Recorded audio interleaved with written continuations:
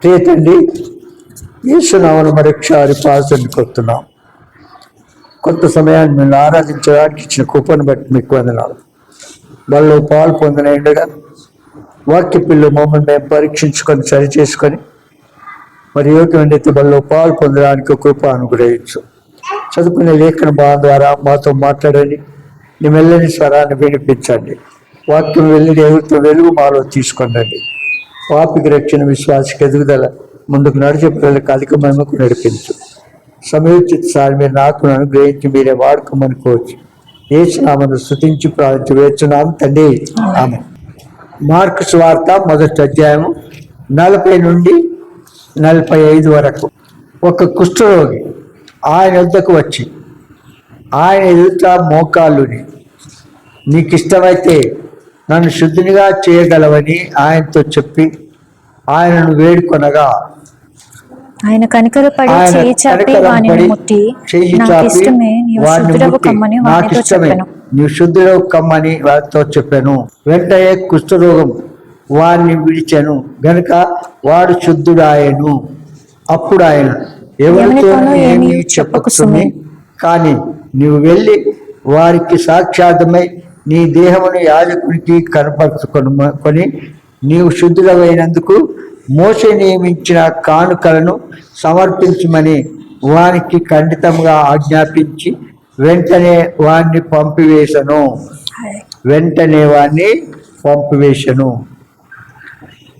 గత 2 వారాల నుంచి చూశాము. ఈ కుష్ఠరోగము చాలా ఎలాంటిది, చాలా మోసకరమైనది. మొదటిది. తర్వాత కుష్ఠము ఒక వ్యక్తిని దూరం చేస్తుంది, సమాజానికి, కుటుంబానికి, వ్యక్తులకు దూరం చేస్తుంది. ఇది పాపమునకు పోల్చుకున్నాం. ఈ కుష్ఠరోగము పాపమునకు పోల్చుకున్నాం. పాపి అయిన మానవుడు తన పాపం చేస్తూ వచ్చినప్పుడు ఏం జరుగుతుంది? ఆటోమేటిక్గా తనకు తానే దూరంగా ఉంటాడు, సమాజంలో ఉండలేడు. ఆ విధంగా కుష్ఠము బహు రోతగల అపవిత్రమైనది. తర్వాత 4, కుష్ఠము దుర్వాసన గలది. ఏమన్నది? దుర్వాసన కలది. 5వది, కుష్ఠరోగము శాపముతో కూడినది. కొందరు విషయాల్లో యూదారాజైన ఉజ్జియా ఏం చేసినాడు?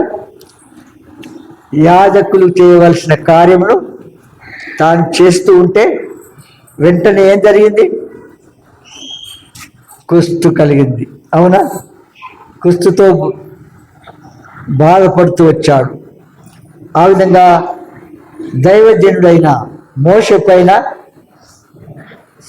మిర్యామ ఆహారులు వారు సనువుతూ వచ్చినప్పుడు ఏం జరిగింది?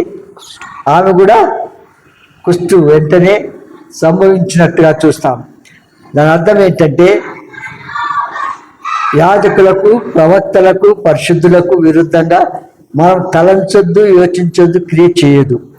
దానికి మరి పనిష్మెంట్ మనం పొందకూడదు. ముందుగానే జాగ్రత్తగా ఉండాలి మనం. కనుక కుష్ఠరోగము శాపముతో కూడినది. ఇప్పుడు 6-7 చూస్తాం. 6-7. కుష్ఠరోగము బహు క్రూరమైన రోగము. ఇది మనం చూసినాము. కొంత దేహమును తినివేస్తుంది, వేళ్ళు పడిపోతాయి, ముక్కుకున్న మొదలగు భాగములు దాని దెబ్బకు కృషించి ఏమైతే వికార రూపము చేస్తుంది మనిషిని. ఆ రోగము మిక్కిలి అసహ్యమైనది గాను వికారముగా నుండిన వానిగాను విడిచిపెట్టిపోతుంది. వికారం అంటే లోపల ఉన్నటువంటి కుష్ఠము ఎంతో కాలం నుంచి ఉంటుంది. అయితే తర్వాత ముఖ వైఖరి, ప్రవర్తన, అవయవులు అన్నీ కూడా మారిపోతాయి.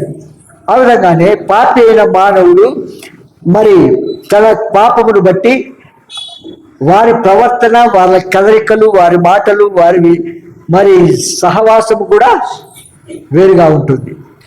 వారు దేవుని నమ్మినామని చెప్పుకుంటారు, కానీ మందిరానికి రమ్మంటే వస్తారా? రారు కొందరు. ఎందుకంటే వారికి అనుకూలమైన ఏదో ఒక మందిరాన్ని ఏర్పాటు చేసుకుంటారు. ఎందుకు చెప్పండి? అంతము ఎక్కడ పోతామో తెలియకుండానే వారు ఆ విధంగా చేస్తూ ఉంటారు. కనుక ఈ కుష్ఠము చాలా భయంకరమైనది. అది దేహం అంతటిని, దీనికి చికిత్స లేదు. ఆ దినాల్లో దీన్ని పెద్ద రోగం అనేవాళ్ళు. అయితే ఈ కుష్ఠు కలిగినటువంటి వారికి మనం చూసాము ఏంటంటే, భార్య పిల్లలు అన్నీ ఉన్నప్పటికీ తనకు కలిగినటువంటి ఆ కుష్ఠమును బట్టి తనంతట తానే వేరైపోతాడు. అపవిత్ర ఈ కుష్ఠు ఏమైతే తనంతట తానే ఈ పాపం వారిని దూరం చేస్తుంది. దూరం చేసి మరి ఎవరైనా వారితో కలగడానికి వచ్చినప్పుడు ఏం చేస్తుంది? ఆయన కలవకుండా దూరం ఉండే అపవిత్రుడు అంటే ఎట్లుంటుంది చెప్పండి? ఎట్లుంటుంది? అపవిత్రుడు అంటావా? పాపంతో ఉన్నటువంటి మనం అంటావా? పవిత్రుడి అని చెప్పుకుంటావు, కానీ అపవిత్రుడు అంటావా? అసలు అనం. చూడండి, కనుక కుష్ఠు చాలా భయంకరమైన రోగం, మనిషిని తిని పారేస్తుంది. మీకు చెప్పినాను. దానికి ఆ దినాల్లో, మరి ఈ దినాల్లో ఉన్నాయి ట్రీట్మెంట్, కానీ అది పెద్ద రోగమని దానికి సరైన మందులు లేకుండా జీవించి వాళ్ళు చనిపోయేవారు. ఈ దినాల్లో దానికి మందు తయారు చేసినారని వింటున్నాం. ఆ మందు బాగు చేస్తున్నారని విన్నాం. కనుక దానికి ఇదివరకు చికిత్స లేదు, కానీ ఇప్పుడు చూస్తున్నాం ఉంటుంది అని అనుకుంటున్నాం. తర్వాత ఇక్కడ ఈ కుష్ఠరోగంలో అది 7వది, కుష్ఠరోగము చికిత్స లేనిది. ఏం లేదు, దానికి ట్రీట్మెంట్ లేదు. నేను ఒక ట్యాబ్లెట్ వాడేవాడిని జలుబు చేసినప్పుడు. ఒక్కసారికే అది తగ్గిపోతుంది, అవి కాంబినేషన్ కలిపి వేసుకుంటే. ఇప్పుడు అది బ్యాన్ చేసేది. దాన్ని బ్యాన్ చేసిర్రు. దాని సబ్స్టిట్యూట్ కూడా లేదట. దాని సబ్స్టిట్యూట్ కూడా లేకపోతే ఏమవుతుందంటే దాన్ని కనుక్కోవడానికి మరి దానికి ట్యాబ్లెట్స్ ఏమైనా ఉన్నాయా డాక్టర్ రాసి చెప్తామంటారు. మరి మొత్తిగా ఇదివరకు చెప్తే ఇచ్చేవాళ్ళు, కానీ ఇప్పుడు ఇవ్వడం లేదు. విన్నారా? ఎందుకు చెప్పినాను? దానికి చికిత్స లేదు, కుష్ఠరోగానికి చికిత్స లేదు. ఆ విధంగానే కొన్ని రోగాలు ఉంటాయి, దానికి ఎంత ట్రీట్మెంట్ తీసుకున్నా కూడా అప్పటి మట్టుకు తగ్గుతుంది, తర్వాత మళ్ళీ వస్తుంటుంది. మీకు ఒక ఎగ్జాంపుల్ చెప్పిన, నాకు క్యాన్సర్ ఉంది, అవునా? క్యాన్సర్ ఉంటే ఏం జరుగుతుంది? కంప్లీట్గా తగ్గిపోయింది. కంప్లీట్గా తగ్గిపోయినా ఆ మెడిసిన్స్ లైఫ్ లాంగ్ వాడాలన్నట్టు. డాక్టర్ 1 year వాడవచ్చు కానీ అన్నాడు, కానీ ఎప్పుడు వాడుతూనే ఉండాలన్నట. ఎందుకంటే అది ఎప్పుడు వస్తుందో ఎప్పుడు పోతుందో మనకు తెలియకుండానే జరిగిపోతుంది. కనుక ఈ కుష్ఠము ఎలాంటిది? దీనికి చికిత్స లేదు. దీన్ని స్వస్థపరచ మన ప్రియ ప్రభు ఒక్కడు మాత్రమే స్వస్థపరచగలడు, కానీ లోకంలో ఎవరు కూడా దీన్ని పూర్తిగా తగ్గించలేడు. ఆ విధంగానే పాపి తన్ను తాను రక్షించుకోలేదు. కానీ ఒక నరుడు కూడా, ఒక వ్యక్తి కూడా ఇంకొక వ్యక్తి రక్షించలేడు. పాపిని రక్షించాలంటే పాపములు ఒప్పుకోవాలొకటి, పాపిని గ్రహించాలొకటి, పాపములు విడిచిపెట్టాలి. ప్రభు మనతో స్పష్టంగా మాట్లాడుతూ ఉన్నప్పటికీ కూడా ఏం చేస్తున్నారంటే చాలామంది, నేను క్రైస్తవ కుటుంబంలోనే పుట్టాను, నేను పరలోకం వెళ్తాను అనుకుంటున్నారు. నేను ఒక సబ్జెక్టు ధ్యానిస్తూ ఉన్నాను. ఆ సబ్జెక్టు ధ్యానిస్తూ ఉంటే తేటగా కనబడుతుంది. ఏమని? అందులో ఏముందంటే క్రైస్తవులు మారు మనసు పొందడము బహు కష్టమైనదంట. అన్యులు వెంటనే సత్యమును తెలుసుకొని మారు మనసు పొంది దేవుని పిల్లలు అవుతున్నారు, అన్యులు ప్రవేశిస్తున్నారు. ఈ ఇశ్రాయేలు ప్రజలకు, యూదా ప్రజలకు ప్రవక్తల ద్వారా మాట్లాడిన వారు మారు మనసు పొందిన వారు, నమ్మిన వారు కాదు.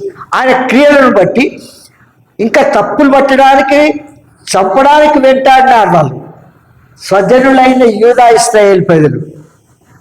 ఇలాంటి ప్రజలను బట్టి అన్ని జనులకు వెళ్ళి సువార్త ప్రకటించినప్పుడు అన్ని జనులు వెంటనే నమ్మి ప్రభుని రక్షకుడుగా అంగీకరించి కొనసాగుతున్నారు.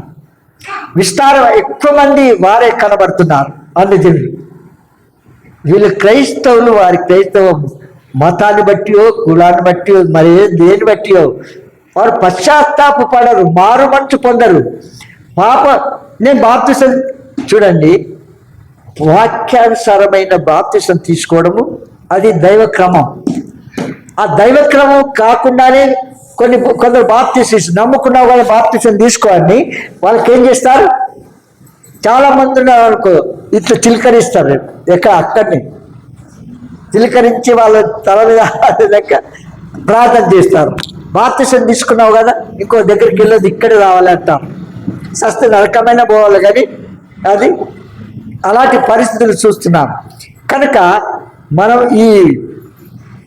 ఇక్కడ ఈ పాప రోగమును ఏ మానవుడు, ఏ డాక్టరు, ఏ మాంత్రికుడు, ఏ పూజారి, ఏ బోధకుడు తీసివేయలేదు.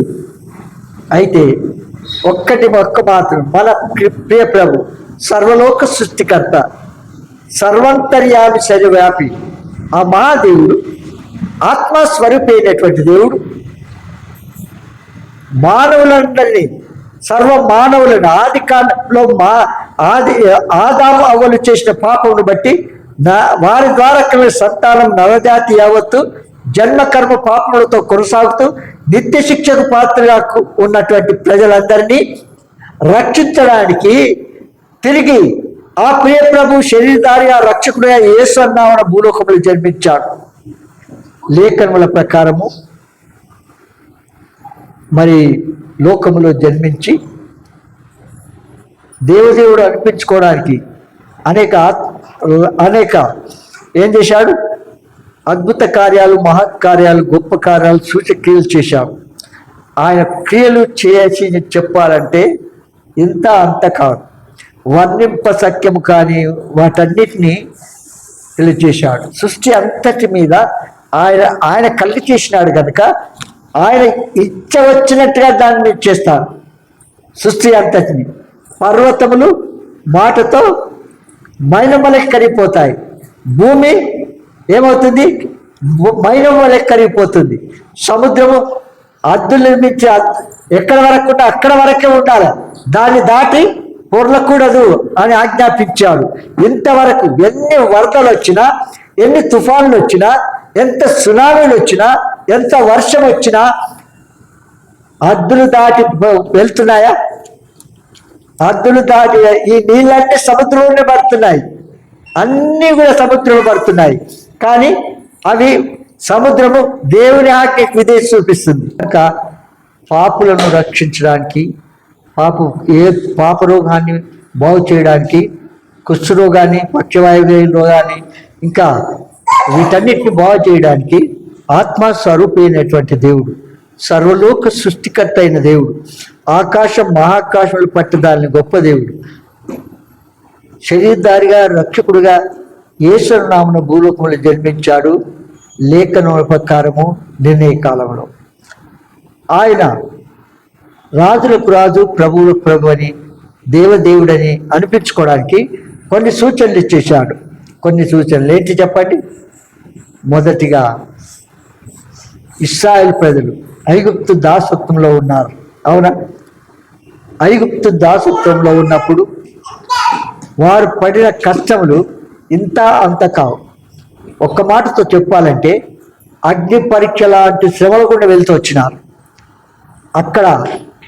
ఇక్కడ ఇశ్రాయేల్ కంట్రీలో వారి స్వాతంత్రులు, అవతల బానిసలుగా చెరకు కొనుక్కోబడ్డారు. వారు పెట్టిన కష్టాన్ని మా దేవుడు సహా చూశాడు. వారు పెట్టిన మూలుగులు విన్నాడు, వారి ప్రార్థనలు విన్నాడు. ఆయనకు విరుద్ధంగా చేసిన పాపాన్ని బట్టి పశ్చాత్తాపడినప్పుడు వారు ప్రార్థన చేశారు. అప్పుడు వారి ప్రార్థన విని, వారి మనవులు విని, వారి కష్టపెట్టిన వారిని చూసి ఒక నాయకుడిని ఏర్పాటు చేసి ఆ నాయకుని ద్వారా ఐగుప్తు దాసత్వం నుంచి వెలుపటికి నడిపించాడు. అయితే నడిపించిన ఆ ప్రభు ఈ దినాల్లో ప్లేన్లు, ట్రైన్లు, బస్సులు ఉన్నట్టుగా అక్కడ దినాలు ఉండేటివి కావు. రావాలంటే కాలినడక, గాడిదలు, గుర్రములు ఇవన్నీ ఉపయోగించుకునేవాళ్ళు. ఈ గాడిదల మీద సామాన్లు వేసేసి వాటి నడిచి వచ్చేవాళ్ళు.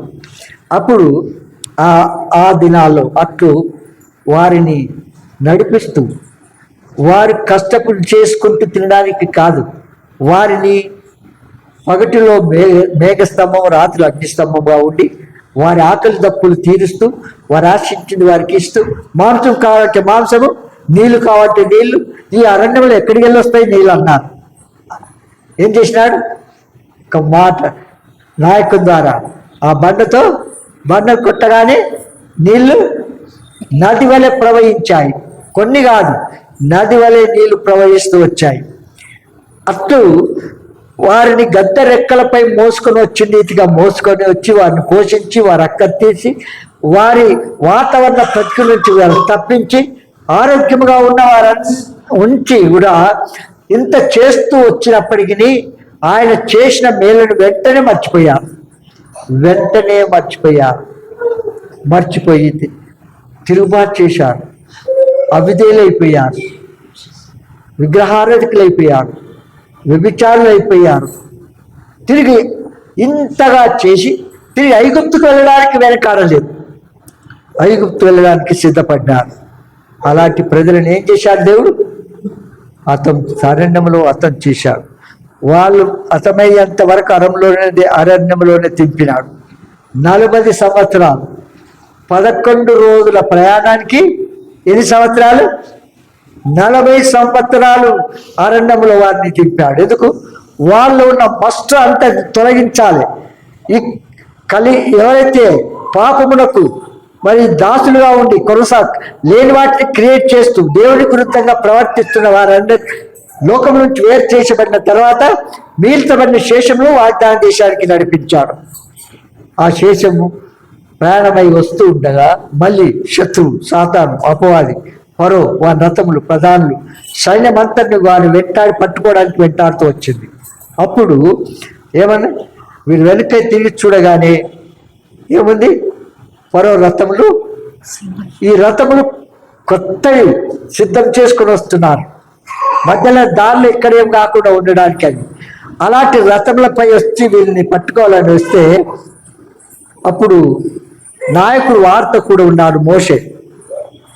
వాళ్ళు మొరపెడుతున్నప్పుడు సముద్రం దగ్గర మొరపెడుతుంటే మీరేలా మొరపెడుతున్నారు? సాగిపోండి అన్నాడు. అప్పుడు ఆయన చేతిలో ఉన్నటువంటి కర్రను చూయించు, సముద్రము పాయలైపోతుంది అన్నాడు. ఆ విధంగా సముద్రం పాయలు చేస్తే కిందంతా ఏముంటుంది? బురద ఉంటుందా లేదా? మట్టి, బురద. అందులో వెళ్తారా? ఆ బురదను సైతము తార్ రోడ్ లాగా మార్చేసినాడు దేవుడు. గాలి తుఫాను వెంటనే చేసి దాన్ని మార్చేసిన తర్వాత తార్ రోడ్డు మీద వెళ్ళిపోయారు.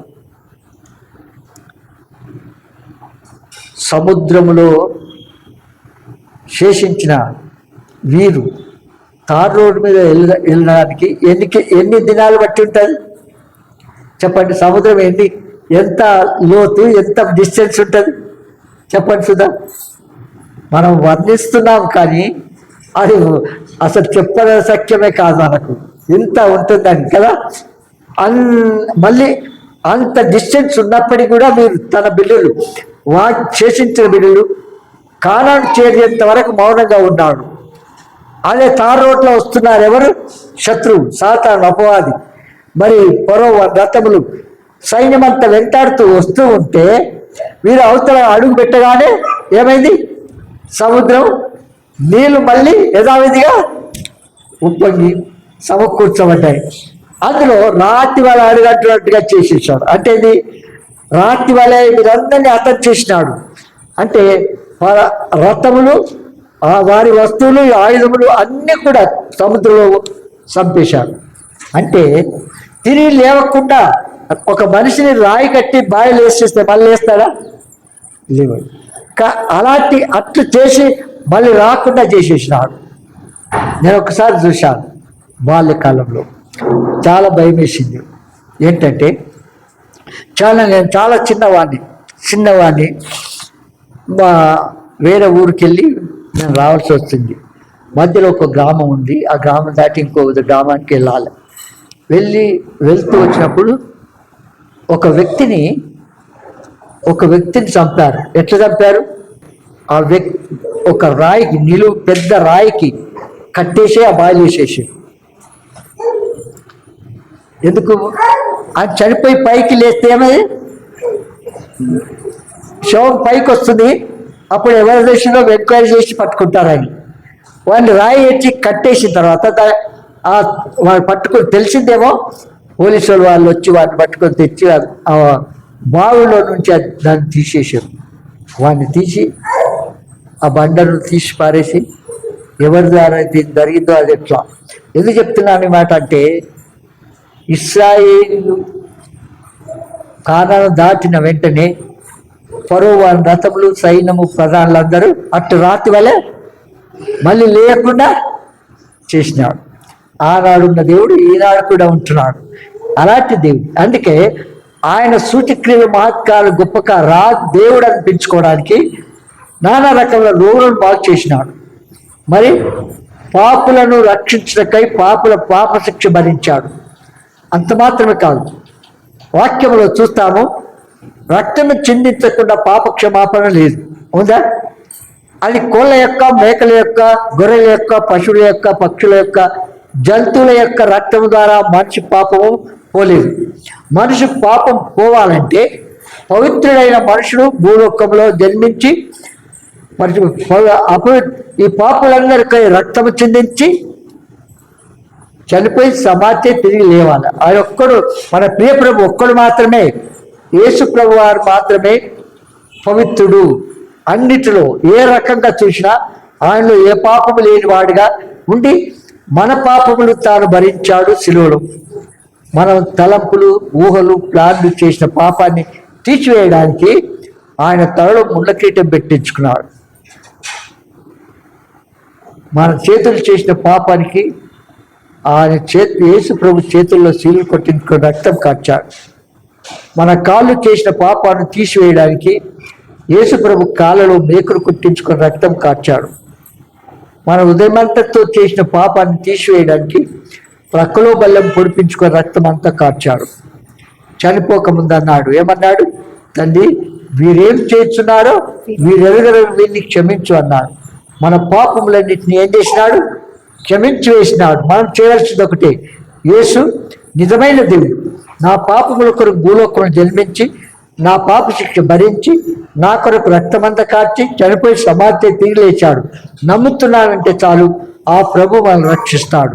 మరణంలోంచి జీవంలోకి నడిపించబడతాం. నిత్యానందము, నిత్య సుఖములు పొందుతాం. లేనట్లయితే వాక్యం వింటూ కూడా తీర్మానాన్ని పొడిగించుకుంటూ వాయిదాలు వేస్తూ ఉంటే ఏం జరుగుతుంది? మరణము ఎప్పుడు ఎవరికి సంభవిస్తుందో తెలియదు. మీ జీవం ఏపాటిది? కొంతసేపు కనబడి అంతలో మాయమైపోయే ఆవిరి వంటిది కాదా? నీటి బుడగ లాంటిది కాదా? సాగిపోయే నీడ లాంటిది కాదా?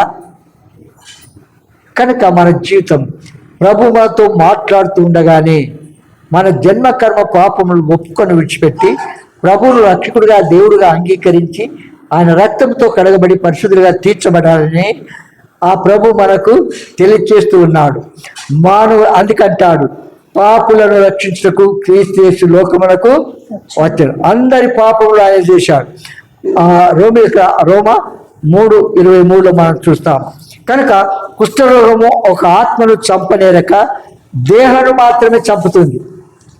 కుష్ఠరోగం ఏం చేస్తుంది? ఆత్మను చంపనేరక దేహం మాత్రము బాధపరుస్తుంది. పాపమైతే అంతరాత్మలో నుండి వ్యక్తిని కేవలం పాడు చేస్తుంది. పాపము ఆంతర్యములో ఉన్నటువంటి పాపము ఒక వ్యక్తిని ఏం చేస్తుంది? పాడు చేస్తుంది. పాపి అలాగే ఉండి పాపంలో మరి కొనసాగి తన పాపలు యేసు రక్తంలో కలగకుండా చనిపోయినట్లయితే నిత్య శిక్ష తప్పదు, నిత్య శిక్ష తప్పదు. అందుకంటాడు, మీరు నన్ను వెతికిన ఒకసారి ఏమంటారంటే మీకు తెలియజేశాను, ఆయన మనకు ఒక సమయము ఇస్తాడు. ఆ సమయం మధ్యలో ప్రభు మనతో మాట్లాడుతూ వచ్చిన హృదయాన్ని కఠినం చేసుకొని మరి వెళ్ళిపోయినట్లయితే ఏమంటాడు ఇక్కడ చూడు, మీరు నన్ను వెతుకుదురు కానీ మీ పాపములోనే ఉండి చనిపోదురు. ఎట్లుంది చెప్పండి? మీ పాపములోనే ఉండి చనిపోదురు. నేను వెళ్ళి చోటుకు మీరు రాలేరని వారితో చెప్పాడు. యోహాను సువార్త 8:21. మరి ఒకప్పుడు ఆయన నేను వెళ్ళిపోవచ్చున్నాను, మీరు నన్ను వెతుకుదురు గాని మీ పాపంలోనే ఉండి చనిపోదురు. నేను వెళ్ళి చోటుకి రాలేరని వారితో చెప్పారు. చూసావు, ఇంకా పాపంలోనే కొనసాగుతున్న మనం పశ్చాత్తాపడకుండా, మారు మనసు పొందకుండా, యేసు రక్తంతో మన పాపాలు కడుక్కోకుండా కొనసాగితే ఒక దినం రాబోతుంది. ఆ దినం మీరు నన్ను వెతుకుతారు కానీ మీరు కనబడలేరు. ఏమంటారు? వెతుకుతారు. నేను మీకు ఇంతకుముందు ఒకసారి చదివి వినిపించాను. ప్రభు చెప్పినప్పుడు వెంటనే విధేయత చూపించాలి. అవిధేయులమయ్యామా? లోబడకుండా ఉన్నామా?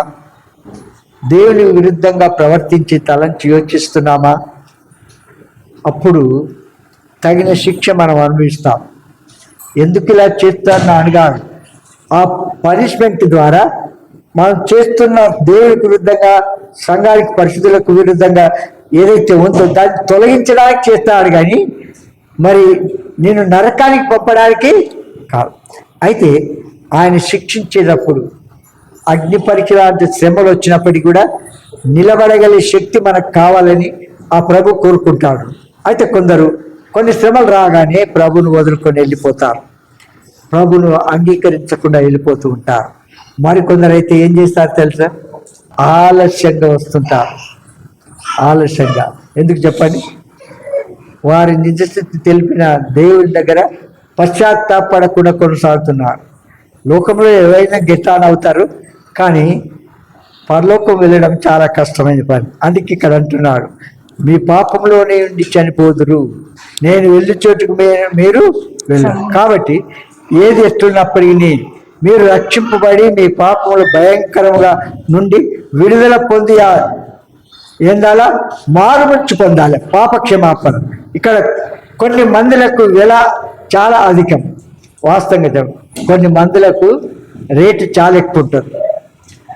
నాకు ఒక ఆపరేషన్ తర్వాత ఈ మధ్యలో అది మందులు రాశాడు. నాకేదైతే క్యాన్సర్ ఉన్నది మొత్తము వెళ్ళిపోయింది, పూర్తిగా తగ్గిపోయింది. నార్మల్ ఉండేవాడికంటే పూర్తిగా తగ్గింది.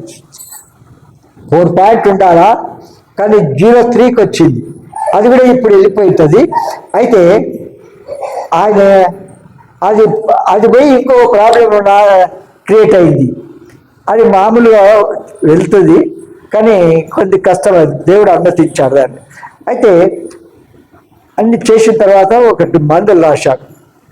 మందు రాసి తక్కడం లేదు అని అంటే అది రాసిన తర్వాత దానికి రేటు ఎంత అంటే చాలా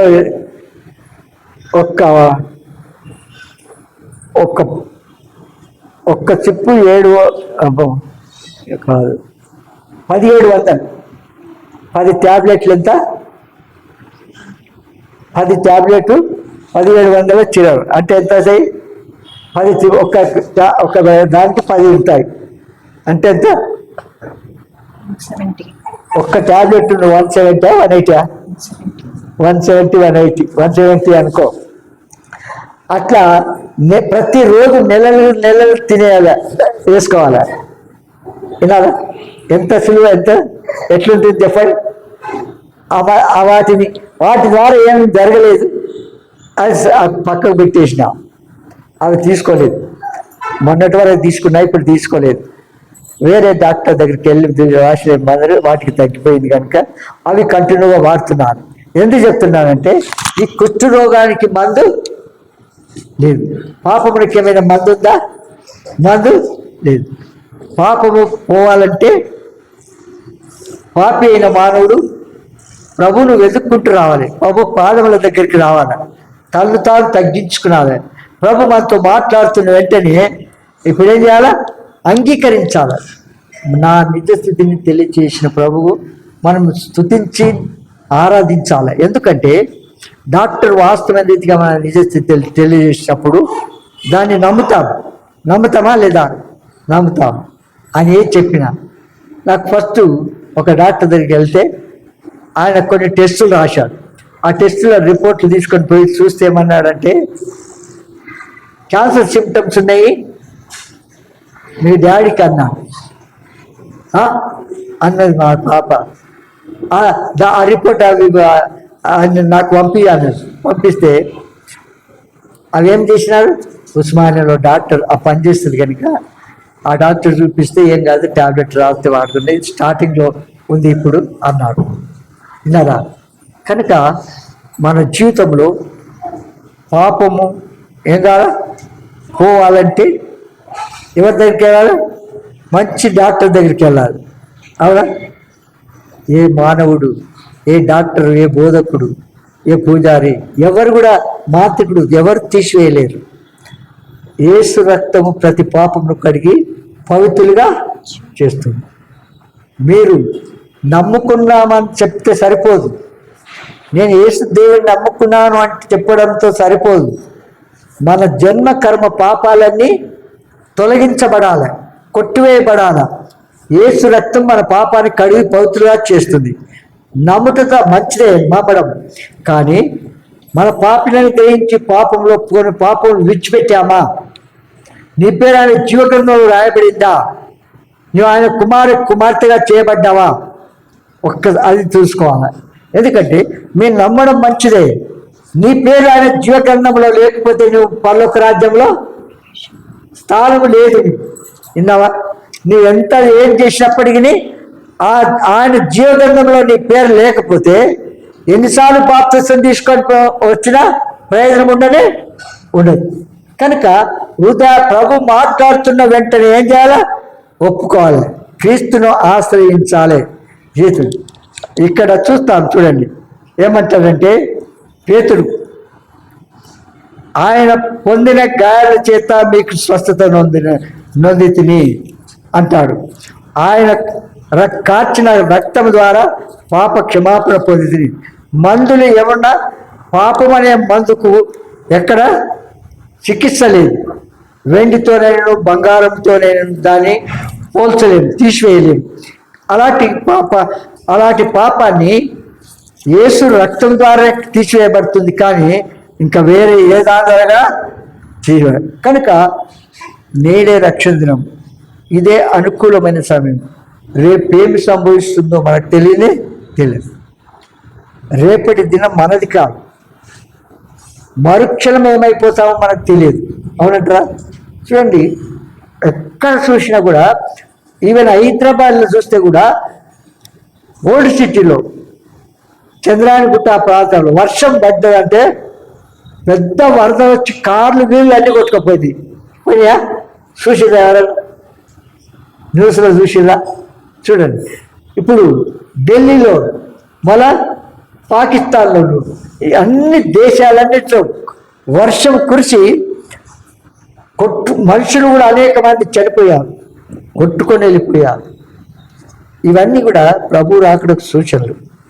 అక్కడక్కడ భూకంపములు, వరదలు, యుద్ధములు, పోరాటములు, ఇవన్నీ ఆయన రాకడకు సూచనలు కనుక మనం ఏం చేయాలా? తిని పండుకోవాలి. అవునా? ఏం చేయాలా? మారు మనసు పొందాలి. పాపిని గ్రహించి పాపం విడిచిపెట్టి, ఎవరైతే మారు మనసు పొందినారో, తమ పాపలు యేసు రక్తంతో కడుక్కున్నారో, ఆయనకు మొక్కి ఆయన వద్దకు వచ్చి మోకాలు. ఇక్కడ కుష్ఠరోగి చూస్తున్నాం మనం చదివిన దాంట్లో. ఈ కుష్ఠరోగి మీకు ఇష్టమైతే నన్ను శుద్ధినిగా చెయ్యి అన్నాడు. అవునా?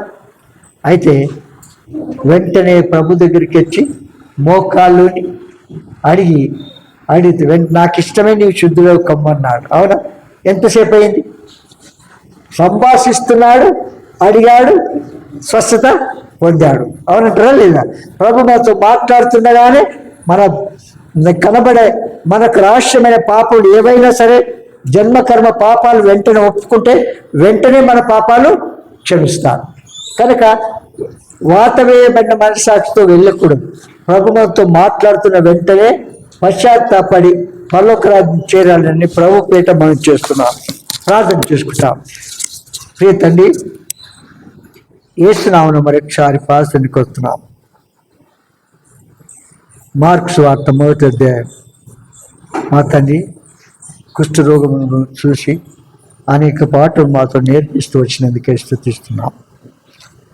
పాపపు కుష్ఠతో ఉన్న ప్రజల విషయంలో పాపి అయిన మానవునికి పోల్చి దాని ద్వారా వచ్చే శిక్ష ఎంతో భయంకరమైందని, నిత్య శిక్షకు పాత్రలమని గుర్తించి వాటిని ఒప్పుకొని విడిచిపెట్టి యేసు రక్తంతో కడగబడి మరి కుష్ఠరోగి బాగుపడిన రీతిగా మా పాప రోగము కడుక్కొని శుద్ధులుగా కావాలని కోరుకుంటున్నందుకై మేము స్తుతిస్తున్నాం. ఇంకా ఎందరైతే తీర్మానాన్ని పొడిగిస్తున్నారో, వాయిదాలు వేస్తున్నారో, తడవు చేస్తున్నారో అలాంటి వారితో కూడా మేము మాట్లాడండి. ఎందుకంటే నరుని ఆయువు నీటి బుడుగ లాంటిది, సాగిపోయే నీరు లాంటిది. కనుక వెంటనే ఏ దినం ఎవరికి ఏం సంభవిస్తుందో తెలియదు. కనుక వెంటనే మా పాపములు క్షమించి పరిశుద్ధులుగా మార్చి నిత్య జీవానికి వారసులుగా చేయవలసిందిగా కోర్చు వస్తున్నాం. చిత్తమైన వాక్యానికి శుద్ధాత్మ కార్యం లోతుగా జరిగించి మీ సంకల్పాన్ని పూర్తి చేసుకో. యేసు నామమున స్తుతించి ప్రార్థించి వేడుచున్నాము తండ్రి. ఆమేన్.